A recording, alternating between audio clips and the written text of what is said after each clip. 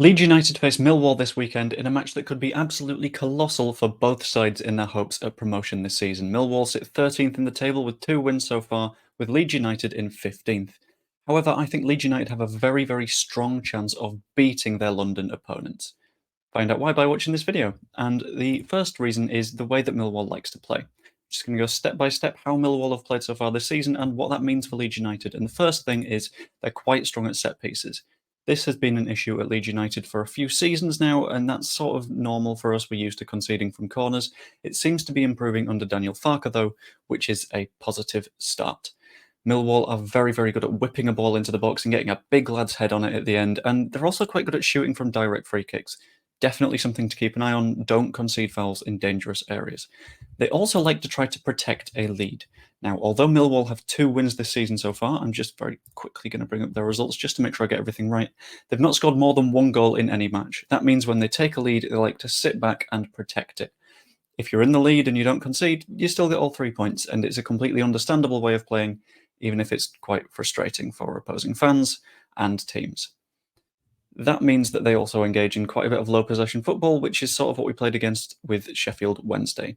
That means get a lead and then just sit back and take barrage after barrage after barrage of opposition attacks and just hope that you don't concede again. And if it works for them, it works for them. If it doesn't, it doesn't. And that's why they have lost matches 3-1, 4-0 this season so far. Teams that are able to break Millwall down do okay. And that is how we get into how Leeds United beat Millwall. The first way is with a bit of a focus on clever dribbling. One of their weaknesses is the fact that they give away free kicks in fairly dangerous areas.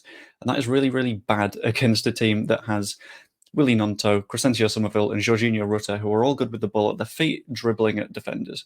With a 3 centre-back system, that's a lot of ways to give away free kicks for the opposing team. And I feel like we might be okay if we deliberately try and exploit that, but we can't be 100% sure.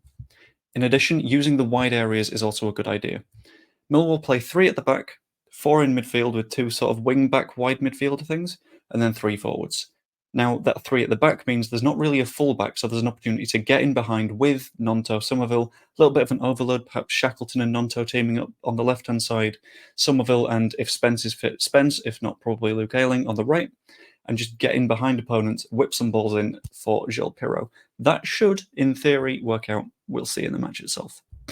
In addition to that, be clinical. By being clinical, Leeds United can exploit the fact that Millwall don't look to score many goals. The last time they did was in pre-season when they put 3 past Sutton United, and they also had a 2-2 draw with Charlton, but Charlton are, I think, League 1 at the moment. It shows that they've got scoring problems against sides with their own level of quality, and that is something that we can absolutely use to our heart's content. At the end of the day, will Leeds United win? That's a pretty good question. I think, yes, I think there's enough quality in that attacking line to give the centre-back some problems.